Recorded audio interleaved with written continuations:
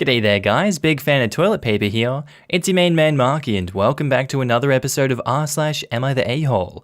Thank you for watching my channel. As always, I really appreciate it. And if you hit that like button, I'll love you even more. Now sit back, relax, chuck a prawn to the barbie, and enjoy the content. Thank you. Posted by user Baksu Squad. Titled, Am I the a-hole for telling my grandma that I didn't like the dress that she got me? So I, female 15, just got a dress from my grandma. She said she felt that I'd want another dress since I don't own any. It's one of those dresses that have a lot of fluff, puffy shoulders, a bow in the back, and it was a beautiful red-white combination. You know, a church dress. I told her that I really appreciated the dress, but that it really wasn't my style. She understood and she said she should have asked me before she got me something, because she wasn't sure. I told her it was okay, and that I'd wear the dress at my Christmas chorus performance because of the color scheme. She said she appreciated the fact that I'd even wear it. Apparently, one of my cousins, female 16, threw a fit over the dress that she got, so that made my grandma cautious of giving me my dress. My mum said I should have said that I loved it anyways. I told her that I didn't want to lie to my grandmother and that it was disrespectful. She yelled at me and said that I was disrespecting her by not doing what she said. Now I feel bad for telling my grandma how I feel about the dress.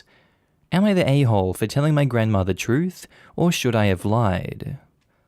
I don't think lying would have been the way to go in this situation. Sure, you can please her for a short amount of time and also make your mum happy by doing this, but it won't reflect in your actions. You wouldn't be seen wearing that dress all too often, and that would then upset your grandmother. Just because your mother wants you to do something, that doesn't make it the right thing to do in this situation. I would love to know why she was so adamant in pushing that decision on you, honestly. All in all, I'm gonna go with not the a-hole on this one. Now in the comments, Viola Vetch 75 says, not the a-hole. Telling her was the respectful thing to do, and she'll be pleased that you're wearing it for your performance. Perhaps you can suggest that next year you can go shopping together so she can get a sense for what your style is and have a nice outing together. As teenagers grow up and figure out their own style, it can be distancing for older relatives. If you love her and want to build a relationship that lasts as you become an adult, then it's good to have these conversations and give her the opportunity to know who you are as a person. It sounds like your grandmother respected your honesty and that you didn't yell at her. Not the a-hole. Your mum is the a-hole here. You handled the situation with grace, tact, and maturity. Your mother should be proud that you didn't have a tantrum like your cousin, not scolding you for telling the truth. Not the a-hole, and it sounds like your grandma appreciated your honesty and willingness to wear the dress for your performance. In no way were you disrespectful. Your mother, on the other hand, is stuck in the mentality of a dictator, i.e., do it because I said so. That's no way to maintain a good relationship with your teenager. And now on to the update. So I've taken all of your advice and have sent my grandmother pictures of me in the dress after my performance, which went well. She said she was happy to see me in it and she enjoyed the video of my performance. I also ended up liking the dress once I actually put it on. It has a nice vintage vibe to it that I love. As for my mum, she's still upset that I didn't lie, but that's on her. Christmas is in 2 days, and I'm planning on sending my grandma some copies of my baby pictures as a thank you for the dress. I really appreciate all of your supportive comments and advice for this problem. I wish you all a very Merry Christmas, a Happy Holidays, and a Happy New Year's. Good riddance to 2020. Now in the comments, Beautiful Mistake says, as a grandparent, I would much rather have my grandchildren tell me the truth than lie. That way, I'm not spending money on things that they hate. I think you sending pictures is a really sweet idea. Happy holidays. I feel like that about any gifts I give. Like, if you don't like it, just tell me. Just give the person receiving the gift an option to exchange it for something else. That's why big store bought is better. Glad it worked out well. Didn't you say she actually fixed an old dress for you? I'm so happy you had an occasion to use it and appreciated the vintage touches. She did. It was her dress from when she was around my age. That's very cool. She's going to cherish this memory. Take good care of it. A dress like that will last and last if you care for it correctly, and you may love it madly when you're an adult. Find a good tailor, and you can size it and update it as needed. You're a good kid. I love my grandma a little too much to hurt her, so I'm biased. I'd wear the ugliest thing she bought me just to make her happy, because at the end of the day, it was her choice to get it while hoping I'd like it. It's a way we can create another happy memory to laugh at when we get reminded of it. Of course, not everyone's relationship with their grandparents are the same. I'd say most people would do what you've said. I think it's a special kind of bond when a teen can be politely and respectfully honest with their grandparents and actually allow them to get to know and understand them and their likes a little better. So in future, there will be gifts that are truly appreciated. Posted by user, Don't Publish, Throw Away. Titled, Would I be the a-hole if I told my mum I didn't want her to publish my group's research paper? So my mum's passion is education and going to school. She is what I recently learned is called a professional student. All throughout my life, my mum was always going to school while working odd jobs, even through my dad's cancer diagnosis and eventual death. In 2013, my mum got so sick we had to move so I could live with family while my mum went to get medical help. This meant she never finished getting her PhD. A fact that makes her still a little sad to this day. Eventually, my mum was able to get well enough that after my first year of community college, I was able to move back in with her so the family I was living with could move in with their daughter. Fast forward to now, I'm going for my bachelor's. I'm taking media research class and still living at home. My mum got excited to hear I was taking this class because research methods was my mum's minor in grad school. Things started off fairly normal. I would ask for help understanding the lecture material from my mum.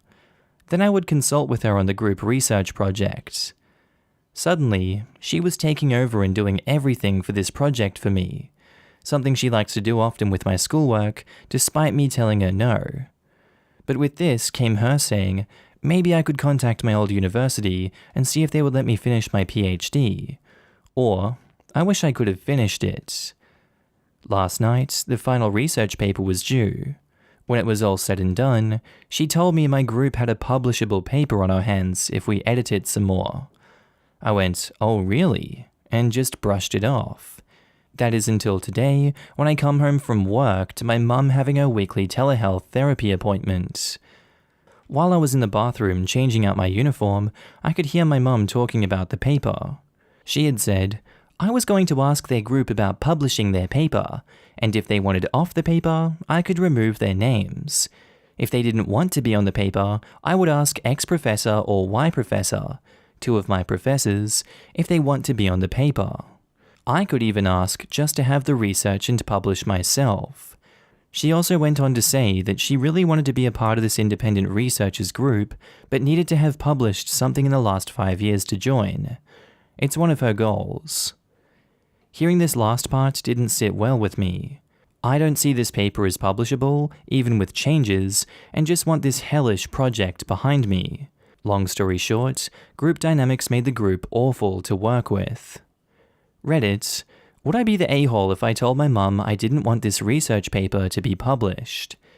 And edit, forgot to mention why I think I would be the a-hole.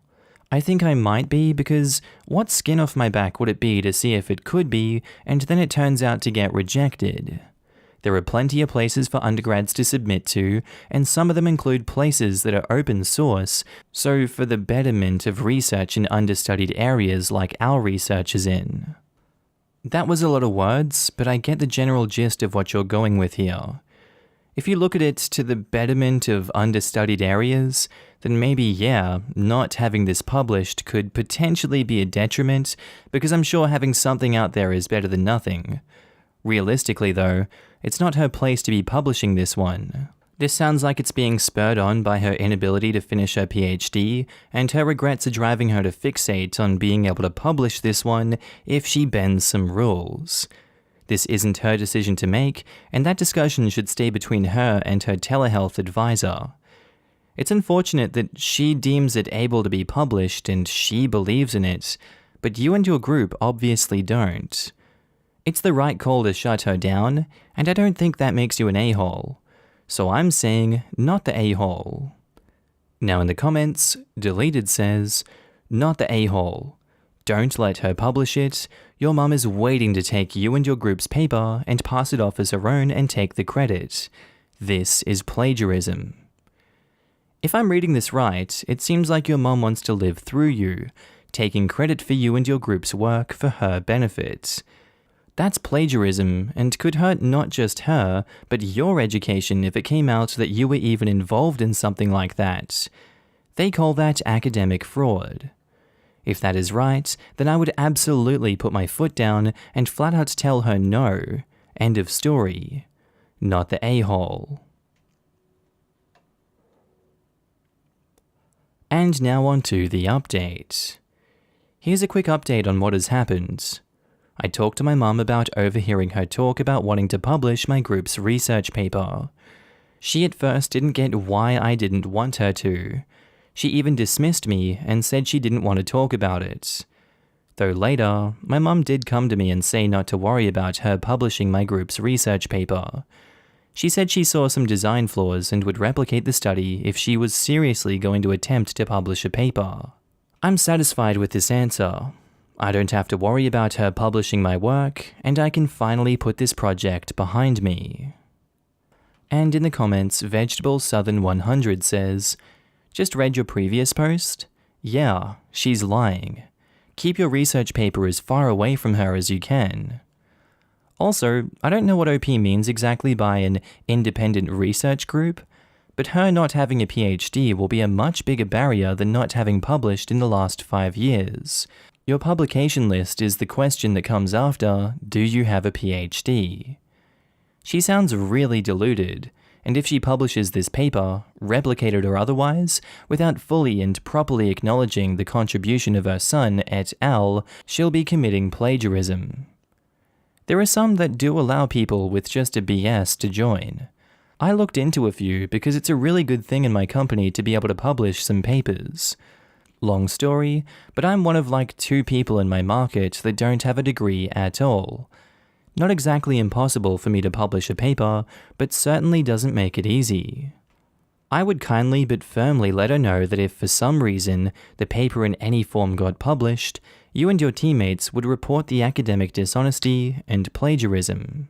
Also, does she think your professor and group mates are all going to have amnesia and not recognize the research? I know, right? She basically admitted that she was going to plagiarize OP's study. Replicating a study is not the same as plagiarizing work. You can replicate a published study by acknowledging the original work and highlighting what elements of the research design are your own and which are not. Since the original study isn't published, I think it would be possible for OP's mother to clarify that she had been involved in a project that did not result in a paper and how much of the work comes from that project. I'm not saying that OP's mum is definitely going to do any of this. For all I know, she really does want to plagiarize, but I'm just clarifying that replication isn't plagiarism. If anything, we should be encouraging more replication in most scientific fields, as there isn't nearly enough of it. Posted by user Shopaholic A-hole, titled, Am I the a-hole for spending way more money on one niece's gift than the other, and then refusing to spend equal amounts on them after one of their mothers asked me to? So I, 42 female, have 2 nieces, Jessica and Jane, both of which are 18 female. I've always been a lot closer to Jessica than to Jane, so this issue between me and Jane, and her mother Mary, has been brewing for quite a while. I don't think this is my fault. Part of it is just natural because Jessica and I enjoy similar things, but also, Jane often makes the conscious decision to exclude herself. As in, I will invite her and she says no. but she still gets upset that the end result is that I am closer to Jessica, as does Mary. Now that the girls are older, I find it a lot easier to just ask them up front what they want for Christmas. Usually they both give me a short list of things they like, and they pick something. Both of them listed gift cards for shops this year, so I thought, great, I'll buy them each a gift card and a box of chocolates or something. I bought Jane's and then went to buy Jessica's, and here's where I may have screwed up. The shop she sent me to was amazing, but very expensive. Like I said, we both enjoy the same things, and one of those things is clothes. One of the dresses in particular was gorgeous, and I knew Jessica would love it, but a gift card for £25, what I got Jane, wouldn't even cover an eighth of the cost. I adored the dress, and my first thought was how excited she'd be to unwrap it. So I ordered it as a bit of an impulse decision.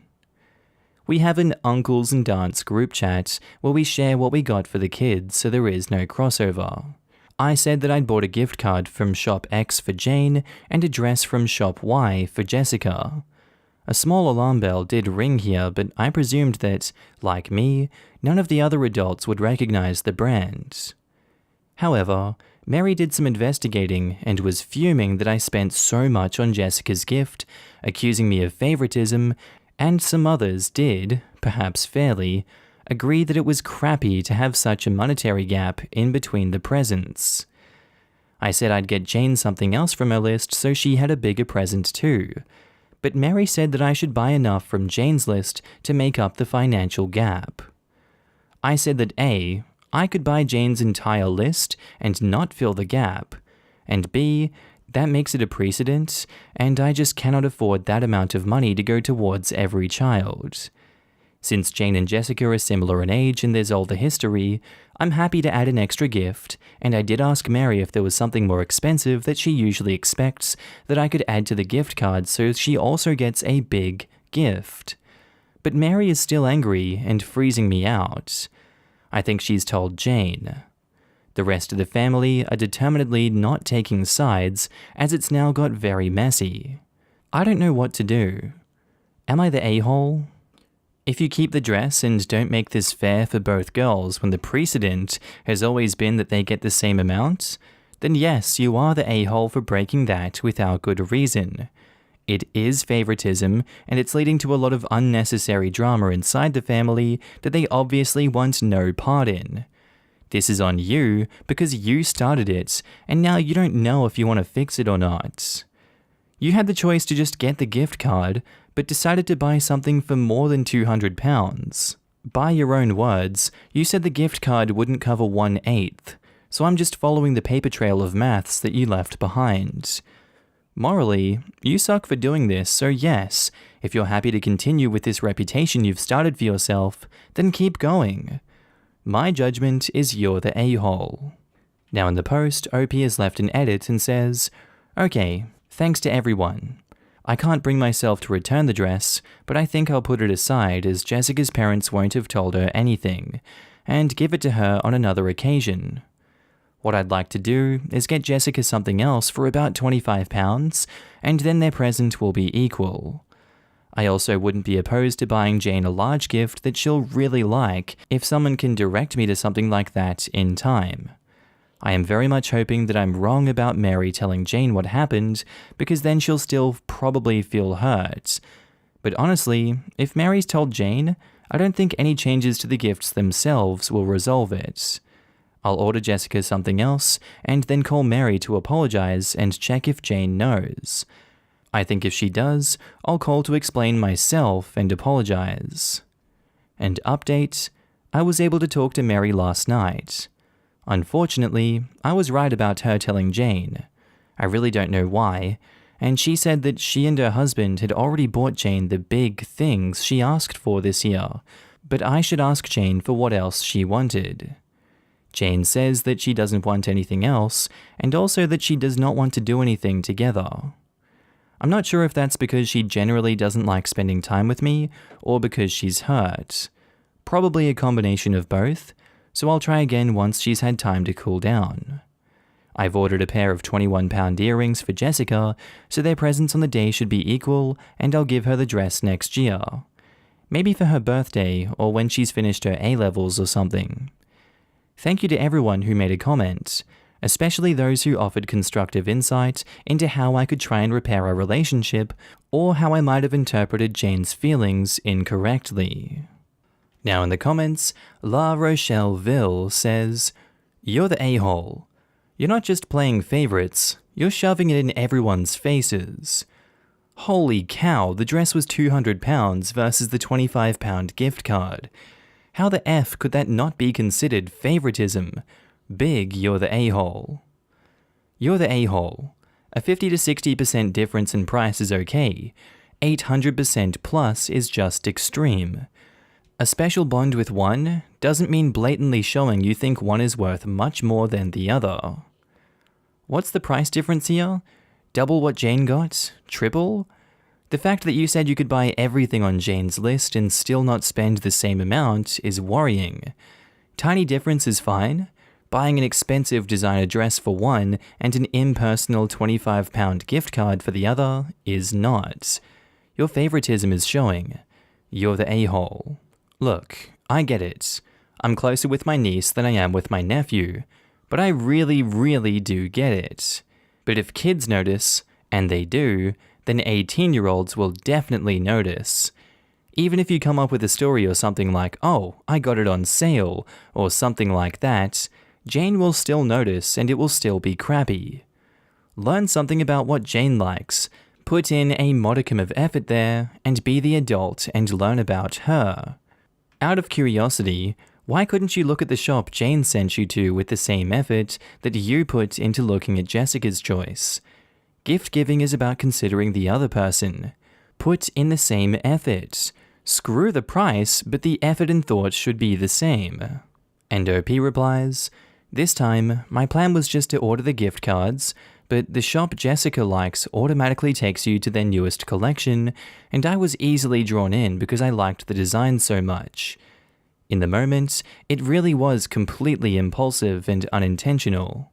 In a general sense though, with Jane, I tend to stick with what she explicitly tells me to buy because I'm far more likely to get her something that she doesn't want or need, even if I'm on the right site. I do just know Jessica much better." You're still showing more interest in Jessica than Jane, and that is the issue. You blaming her for that is just childish. Also, you just made Jessica's gift about you and what you're drawn to and like. You're not making yourself sound like less of an a-hole here. And OP replies, "My intention wasn't at all to blame either niece for why I ended up looking at the dresses, and reading over my comment, I still don't see where I've done that. But I fully understand that I screwed up price-wise, and also that I was definitely influenced by the fact that I also fell in love with the shop Jessica directed me to." No, you do blame her. You didn't put the "she self-excludes" line in your original post by accident. And OP replies, "I don't blame her for that. I'm aware that most young girls have things they'd rather be doing than hanging out with their aunties. But of course, I think, and most people would agree with me, that it's a natural consequence that if you spend time with someone, you become closer to them and vice versa. I wanted to clarify that I've always invited Jane, and it isn't because I don't ask her to come that we spend less time together. I would guess that Jane can sense that you don't like her as much as Jessica, and this is why she doesn't want to hang out with you. It's not fun being the third wheel. Although they are 18 now, this all stems from when they were younger. It's on the adult to make both kids feel equally loved and valued, and I imagine that you failed to do that, and this is the reason you were not so close to Jane."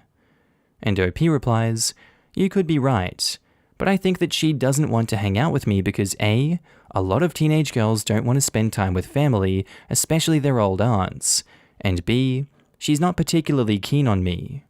I don't think she pulled away because she sensed that I liked Jessica more than her, because I didn't at that stage. Jessica was still willing to come out with me, so we spent far more time together, and the interests Jane ended up developing, I can't really engage with. That's why now that they're 18, I know and get on with Jessica so much better. And now on to the update. I thought I'd write out an update now that the situation has been resolved, as a thank you to Reddit. Thanks to everyone in the last post knocking some sense into me, I gave them equal Christmas gifts. I decided to give Jessica the dress when she got her A-level results. It has just been decided that her year won't be taking exams, but she still has a results day, so I think it'll be fine. I sent Jane her £25 gift card, Jessica a pair of £21 earrings, and some slippers for both. Many commenters pointed out that Jane had rejected spending time with me during her teenage years, which are typically very turbulent, and that doesn't mean we can't have an adult relationship.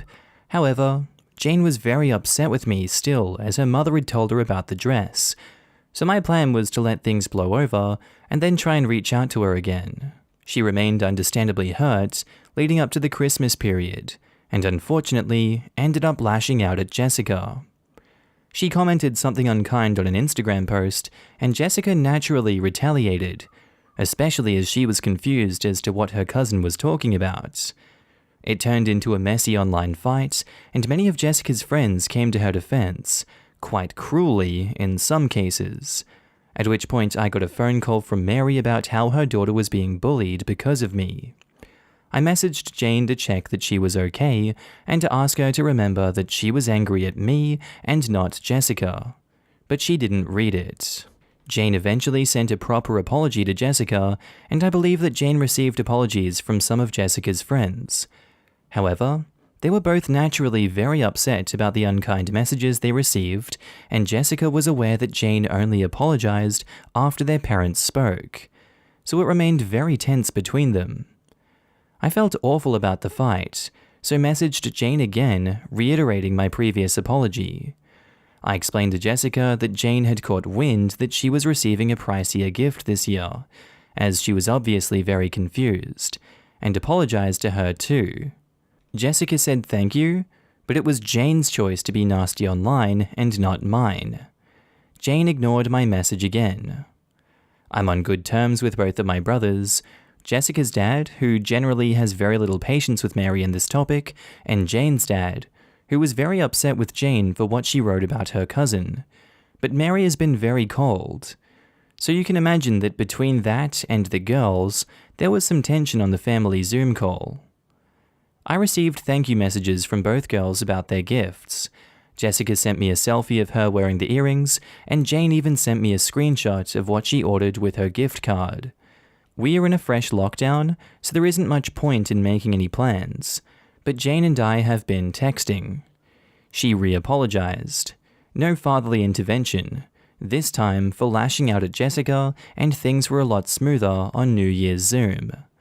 Thank you very much to everyone who helped me out with this. Now in the comments, In the Wake of Stardust says, "Poor girls. You set them up for this by blatantly playing favorites, then sitting back to watch the chaos. I hope you're happy with yourself, OP." Really?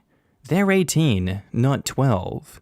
If OP is obviously closer to one of them, then she's going to receive better gifts. It's unfair, but it's to be expected. I have many cousins, and I'm not close to most of my aunts and uncles. Do I get mad whenever my cousins get better gifts from them? No, because I know I'm not really entitled to their gifts, and because I'm not really close to them. My relationship with my family stays the same, and there is no drama. You know, your dynamic is not their dynamic. OP's original post drips of playing favorites. She's closer to one because she put more effort into knowing one and dismissed the other, then blamed the other one she didn't bother with for being withdrawn. They are 18. Even as young adults, blatantly spending 10 times the amount on one girl's gift, then publicly flaunting it, will make the girl who got the lesser gift feel like she has been deliberately left out. This is likely a continuing trend for OP. Wow, are we reading the same posts? She put more effort into knowing one and dismissed the other. OP did put effort in. They asked her to do things with them. Jane was the one to reject OP's efforts. OP did not publicly flaunt the expensive gift either. They told the other adults on a group message. Mary wanted to start drama and had a need to hurt her daughter for some reason. She is to blame for this mess because she needed to know how much was spent on each of the girls and then hurt her daughter by telling her. What the hell ever happened to, it's the thought that counts, not the monetary amount of the gift. I guess the whole mess is for the best though, because it sounds like OP and Jane are able to start a new relationship. And I still don't get this whole obligation to get people equal gifts or be equally close to them. No one is equally close to their family members, as Am I the A-hole posts constantly teach us. The real a-hole here seems to be the mum, Mary, who told her kid and created the mess. They didn't even have an in-person Christmas. I'll avoid calling an 18-year-old who sincerely apologized anything, although being nasty online is a choice. I missed the first post, but not the a-hole. Right? I usually get what I think fits a person and they'd like. Some are expensive and some aren't. OP also could have passed the dress off as £20. It was Mary who looked it up and told everyone. No one cared because they assumed everyone would like their gifts, and I've gotten my brother a $60 game and my other brother two $15 shirts. They each loved their gifts and price wasn't even a thought. This sounds more like an attempt to make a comparison where there isn't one. Alright guys, I think that's where I'm going to end today's video. If you need a good laugh, please do check out my second channel, Markee 2, links down in the description below, or it's going to appear somewhere on the screen here at the end, little bubble with my face on it. As always, a big shout out to my Patreon and channel members. Your faces are surrounding me right now, and I love to have you guys with me, and down in the comment sections of each and every video, and just knowing that you're always there to support me. It's a humbling and lovely feeling. And rest assured, I do see you, and I do notice your support, and I thank you every day for being here and helping me along this journey. Not much else to say besides that, guys. Thank you for sticking around to the end of the video.